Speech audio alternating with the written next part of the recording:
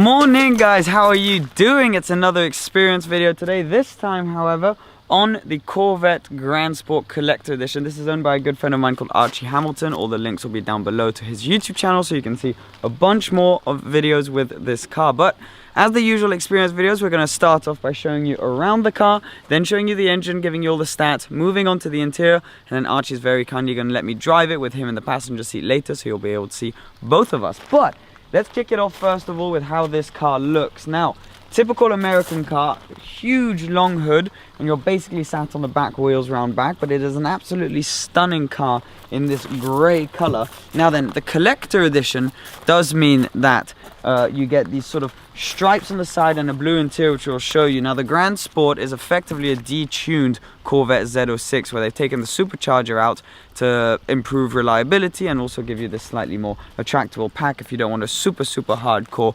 really high horsepower car. You can also take the roof off of this one, and it's very rare. There are only 1,000 of these worldwide. There are only about 5 or so Grand Sports in the countries, but collector editions, there are only 2. One coupe and one on which you can take the roof off, and this is that one. So you can take this roof off right here by removing it, and you can put that in the back so you can have a sort of an open air experience. But starting off on the aesthetics inside, this car is grey with the collector edition stripe and a matte black stripe down the hood, roof and boot, which looks very nice, and it's not that noticeable with this color, but it looks absolutely fantastic. Now Dub Customs have done a little bit of trickery on this car by adding blue accents to match the stripes. So for example, on the logo right there, it has an awesome little scoop here to get air into the engine, V8 engine on this particular car. Now then, because it's the Grand Sport Collector Edition, you have the front here in carbon fiber, a nice front splitter which looks awesome, but you do not want to hit that on a splitter. It's got the black grille as well, which looks awesome with all the black logos and slightly darkened lights, which Archie has done on this, which looks absolutely fantastic. You've got these big windscreen, light washers here, which look slightly odd, but you hardly notice them when you're driving along, and it just looks very cool from the front. This right here is my favorite angle of the car. When you're standing sort of a 3/4 front angle, it looks fantastic. You got these black magnificent wheels with actually wrapped brake calipers which glow in the dark on this car, which is awesome. Dub Customs have also lowered it slightly so that it looks a bit nicer, because when you get it from the factory there's a massive panel gap between the wheel and the actual arch, and it looks slightly odd. Non-carbon ceramics, so you got steel brakes, which are actually very effective, and unless you're going on track loads you don't need carbon ceramics, but massive brake calipers around the front. On the side we've got some more carbon fiber here on this grille with your Grand Sport little logo there to remind you that you're driving something pretty special. Huge side skirts, again finished off in carbon fiber. Now then, the paint continues all the way down the side onto the wing mirrors, which are also painted. A bit of piano black finish on these A-pillars, which is actually the only bit of piano black on this car. Another air vent here, which is beautifully sculpted. I don't know if you can see that. You don't really see it until you get up close and personal. The door handle here, where you reach in and open the door. Massive doors actually on this, but really nice solid feeling. I don't know if you can even just hear it from the noise. That's a proper door. It's not like the Lotus, it feels slightly light and less sort of comfortable and hardcore. Massive wheels on the back, rear wheel drive this car, so you can spin them up really easily. On the back, Archie's very nicely tinted this rear window, which makes it look much more sleek. We also have the stripe which comes back here that you can see, and it actually ends right around here on this rear wing, which is basically pulled off straight of the Z06. Adds a lot of downforce and looks really nice. Tinted lights as well, which are very cool. Beautiful light design on these C7 Corvettes, which I think this model year of the Corvette is where it all became it all made sense. It could finally compete with European cars. It's got a nice interior and it's got plenty of comfort as well. So for example, down under here somewhere there's a button which you open the boot on, and you have this huge boot. I mean, compared to the Lotus, this is easily about 5 times the size of the Lotus and looks absolutely awesome. And you can put so much stuff, including the roof on the back of this. It's actually soft close as well, so you can just push it down and it closes automatically, which is very, very cool. We've got the blue Dub Customs logos as well, with the blacked out Corvette down there. Quad exhaust, it has an interchangeable exhaust, which looks absolutely fantastic as well, all 4 of them inside. Now I'm just going to open the hood, which is done on the driver's side here. Only left-hand drive for these, they don't do right-hand drive for the UK market, so that's why the steering wheel is on this side. Now to pull the hood open, there's just a little latch down here which you pull. We'll come back to the interior in a tiny bit. Then if we go here, we have a naturally aspirated American V8 pushing out 466 horsepower, which makes this car do 0 to 60 in 3.6 seconds, which is absolutely mad. It's got lots of nice little details, like for example the Corvette logo embossed into the hood right here in the front. It's quite open. You can see that the engine is also really pushed back to give you more of a mid weight distribution, so it's better around the track. For example, this car is awesome around the track. Apparently, I've never experienced it. Archie hasn't taken it to the track yet, but apparently this car is fantastic around there. Now 466 PS for over 600 Newton meters of torque, which is mad. This is a 2017 model. Now then on the inside, if you want to hop around the other side, this is where things get really exciting and where this steps the game up compared to the old Corvettes, because this can now actually compete with the European market cars. This being the collector's edition, it's got this very fancy blue leather interior, which is, I don't even ever seen it on a Bugatti Veyron Vitesse, which is based out in America, and I thought it looked fantastic. And on this car, it looks equally as good. It's complemented also by blue stitching, quilted diamond stitching on the roof here, which is one of my favorite touches. Now to take the roof off, you just undo the latches here and then it kind of just lifts out of place. Loads of buttons all over the place. So we're going to start on the door. This car has the Bose sound system as well, which is incredible. So the main thing about this is it is basically a naturally aspirated American race car, but you could also use this every day. It's got super comfortable seats, as you can tell by having the double memory seats here. So you can put in, it's all electric, and then you can save your settings for yourself and, for example, your girlfriend or someone who would also drive the car.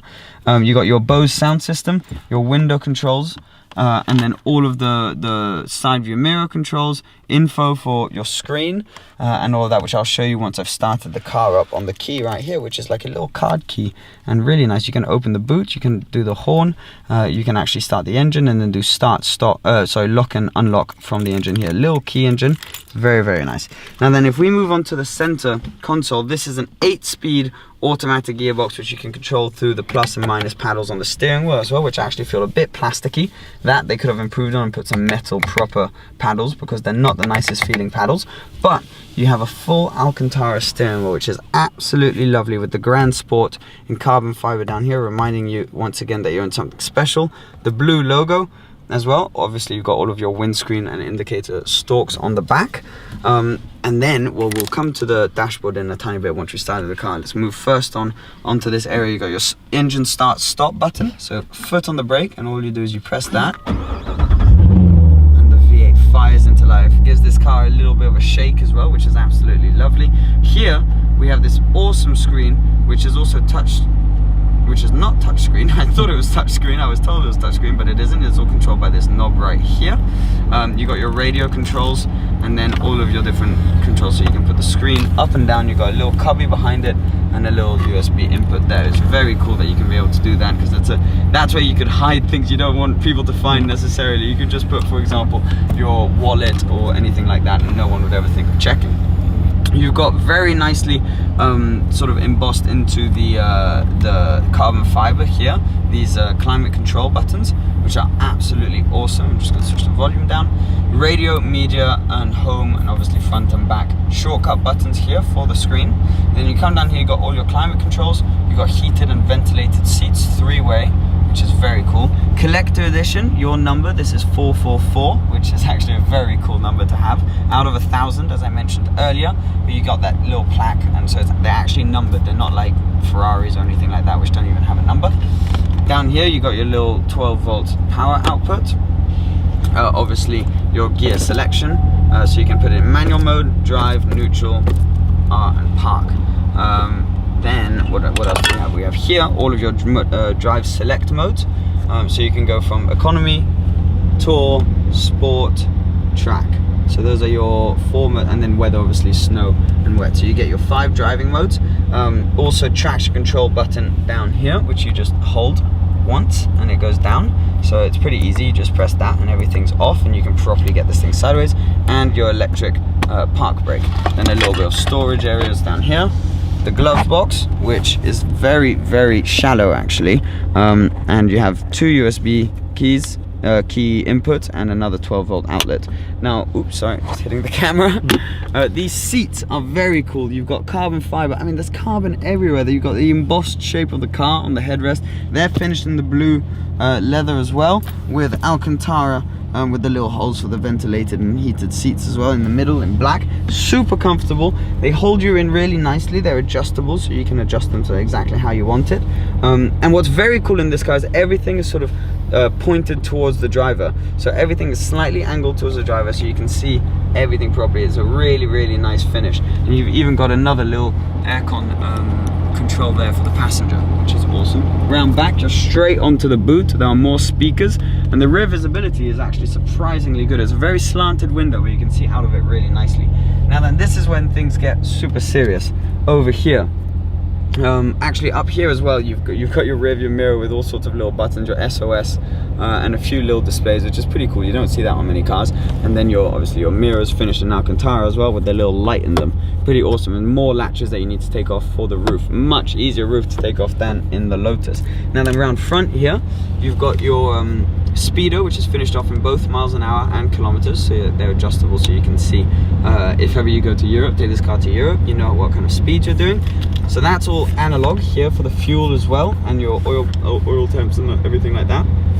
In the middle, however, it's a digital dashboard. Now that's for your revs, as you can see. Right now we're in all-weather mode, but when you change that, it switches up slightly. So if I go into, for example, tour and then sport mode, track mode right there, all you can see is that it changes slightly the little logo down there, but then it also moves up your rev limiter. And you can see when it goes up, you can see your revometer going up and then leaving a little blue stripe for where you last rev, which is pretty cool. And yeah, it's really nice to be able to have that screen there and sort of compete with, before Corvettes were always sort of behind in terms of technology and all of that stuff, compared to European cars, whereas this is the first time that this properly came back. I mean, you got an 8-speed automatic gearbox, you got all sorts of buttons on the steering wheel all over the place, and all the technology is now present. But what I really want to know is how this thing drives. So let's get Archie in the passenger seat and let's go for a drive.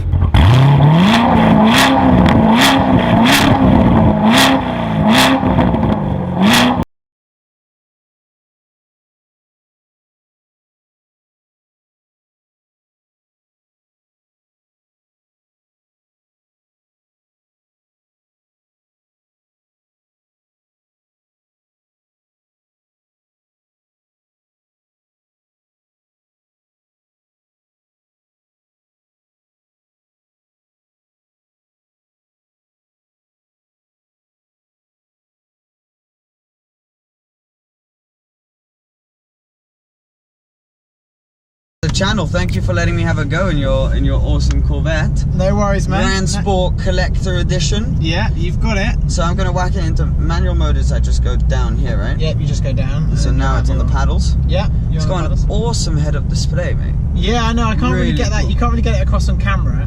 No, it's impossible to film. We thought we would skip it. Before we skip it, but yeah, it's a big car, isn't it? But how does it? It is big. It's a weird drive. It's kind of like when you drive an AMG GT or an SLS or something. It's a weird driving position. Yeah. Because you're sat on the rear wheels and you've got this huge hood in front of you. But it's just kind of a different kind of experience. And a lot of people go, "Oh, the paddle shift's really shit." Sorry, my language. Yeah. But the car is basically designed for the track, more designed for the track. So when you'll see when you have I'll show you when you do. Yeah. The car goes into gear straight away. It's just that there is a delay at slow speed. Slow speed, there's a delay, so you've got, that is probably a negative side to the car. You've got to, that's a negative side. Yeah. But when you're on a track and stuff, everything's kind of instant. So downshift is faster than upshift. Downshift's up. I'm in sport mode. Where am I going? Am I going right? You're in sport mode, right? That's good. You will go straight. Go straight. Straight. Yeah. Okay, we've got some cyclists. The main thing is how comfortable it is. It is really comfy, this car. Right now, I've got my air-conditioned seat on. But the thing is, like, the car is, you've kind of got yourself a kind of sports car, supercar type car, but it's designed for comfort, but also designed for like the track as well. So you've got your two kind of. Yeah. You can have both. You can have both. So if you get your foot down, go on, go, keep revving. you were like, oh my god, there's a car coming the other way. I feel really close on this side. I'm like, oh. Yeah. Anyway, it's a big car, isn't it? It's a big car. But you'll see. I'll show you when you. And then all the rev lights kind of meet each other in the middle. Yeah. So it's kind of so it lights up and it tells you when to shift. It like flashes. It's like shift then. Yeah. Then you will see the car come into its own. So I'm interested to see what you think with it. The brakes are really nice. Yeah. The car. Strong brakes, and you can sort of really feel what's going on. I mean, it's nearly 1,500 kilos, this car, so it's pretty heavy. It's pretty heavy. There's a lot to it. I mean, with a 6.2 litre engine in, it's not 6.2 litre V8 out front, yeah. Yeah, but there's lots of things you can do to this car. I'm just happy with like how it is at the moment, but I'm sure there is more things that we can do to the car. The ride's quite harsh. Yeah, so currently you're in sport mode, it left here. So you're currently in sport mode. If we put it back to eco mode, what happens is the steering comes back to you. So the steering gets heavier the more you put it in more of aggressive mode. Because I'm just gonna put it back to sport for here. No, but that won't make it won't make a difference to sound. Does it make if you hammer it, go on, go. Let's go. See what I mean? Yeah, the shift is quick once you're on it. See what I mean? It's quick. Yeah, it's quick. It's quick. So you've got to let the car come into its own, and then so if you go down another gear, Wait. Okay, so go.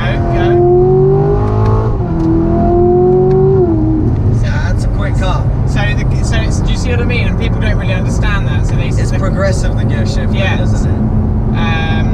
And the steering, do you feel it's lighter than on so much lighter. So okay, so you have it on eco there, and then we go back to, let's go to track, and then you'll feel everything stiffen up. The suspension, the suspension gets. The steering. Yeah. So that's basically for the track to have it more direct, because you don't want the car to basically be too light. You want everything direct. That's why this car. It's just really designed. Yeah, it's really good. And then the suspension gets hard. Go on.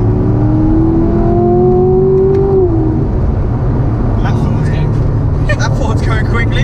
You just overtook us, and I was nearly flat out. Wow, no, it's very cool. It sounds good. Yeah. Could do with an exhaust though. It needs an exhaust. It's quite isolated. Quite isolated in here. Yeah. But the comfort is a really nice part about it. Yeah, and you know what? The brake and the accelerator are really far apart.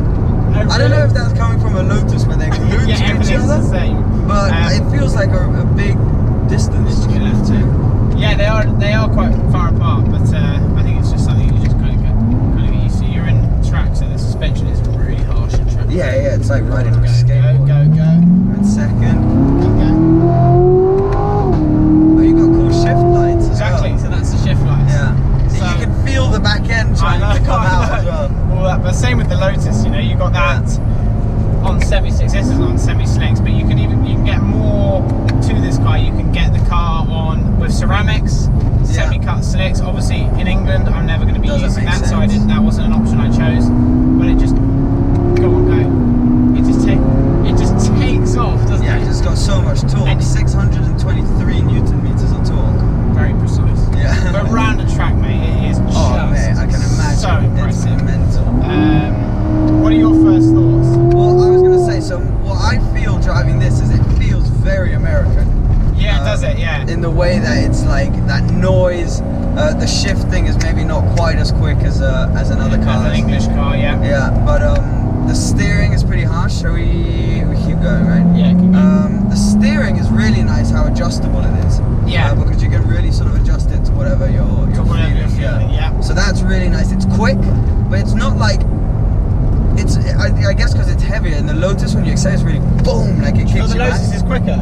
I think the Lotus is more instant. Instant power. Yeah, but this is the engine like. Boom. It's a lot. It's got a higher top speed. 181 is the top speed on this. Actually, this is higher top speed. Yeah, well, barely. I think. Barely. Well, that's interesting. Like 180. So but yeah, so it'll keep going a bit more, and you can feel that. Like it's a bit. The initial wham from the Lotus is more impressive. Yeah. But then you can feel the power kind of shocks you a bit more the higher and the faster you go. Yeah. Like I feel if you're at 120 and you tried to put away, this would get away from the Lotus. Yeah, it's interesting. Whereas if you were at 20, the Lotus would probably get away. Yeah. So that's kind of what I feel. But it's super nice. The main thing is also the comfort. I really, really like. Yeah. I mean, it's just an everyday kind of car as well. Yeah. But for me, I mean, it was just all about getting something a little bit different. Yeah. But I feel I'm still learning stuff about the car every day. Yeah. Well, obviously you haven't had it for very long. Haven't had it very long, but yeah, I mean, you've got Bose sound system in here. I mean, that's what I would say. Positives are comfort. Yeah. The seats, the steering, the sound system, the sound insulation and stuff, the speed, the exclusivity by having this in the UK is a massive positive, I think. Negatives are the gearbox. Negatives are the gearbox. The gearbox is a negative. Yeah. If you're on it. If you're driving chilled, it's completely fine. Another negative maybe is, but I don't think this is a negative because you'd get used to it, is sort of the way you're sat in it. Because you're super low. I put my seat way up, but you're very low and it's a massive bonnet and it takes some getting used to. You got to get used to how big the car is. Exactly. It's a big car. A few things as well feel a bit plasticky. A few of the buttons. But I mean, you're talking on about an 80, 90 grand car. You're not talking about a 150 grand car. You got to remember this is like the performance of those cars which are 100 so you have plus to make grand. a compromise somewhere. Yeah. So, but it's not badly built because you see all the top 5. There are a few buttons where you feel like that. Well, things like, for example, the steering wheel's so nice. Alcantara feels solid.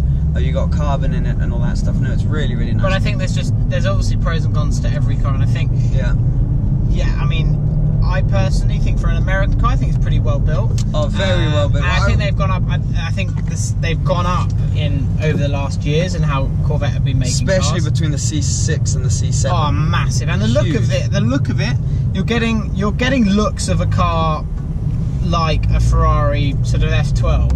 Yeah. Like if you look at it, if it had a ridiculous wrap on it for a lot cheap money. A lot cheaper, and also I think it just has the presence. Like around here, people don't see them very often. Around here, people really go mad for this car. But no, I really, really like it. I mean, we're gonna end the video outside, but thank you for letting me drive, man. Have fun. It is awesome. Congratulations. Congratulations. Yeah. Cool, you gotta get your words up. And that is it. The experience video with the Grand Sport Collector's Edition. Honestly, I'm not just saying this because you're a good mate of mine. This is one of my favorite cars we've done the experience video on. Really? And it's kind of made me be like, is the Lotus a little bit too hardcore? Because having a car like this and driving and being able to daily it a bit more and actually be comfortable driving it is super, super nice. So I've really enjoyed that. Thank you so much for letting me drive. I mean, you can't really compare the two, the Lotus. No, I mean, they're completely different. I think the Lotus is more built like supercar hardcoreness. I think a Corvette is really a kind of car which is meant for dailying. Yeah. I haven't dailied it, but I mean, you got the A45. If we turn around right here, if you haven't watched this channel before, the Lotus we're talking about is that one right there, which is mine, and then that's Archie's A45 daily driver. But yes, no, I know what you mean. They are completely different. Two different cars, but I was skeptical getting a car like this because it's an American car. People sometimes they have the reputation of not building good cars, but I think the way they are coming along in the last few years and the way they're going to go, I think it's getting exciting. More impressive. So congratulations to you for this car. Thank you very much. Very cool. And yeah, remember to subscribe to Archie's channel, subscribe to this channel, give this video a thumbs up if you enjoyed it, and we'll see you very soon. Cheers. Bye-bye. Quick cat sailing, serenading them hoes. No Julia.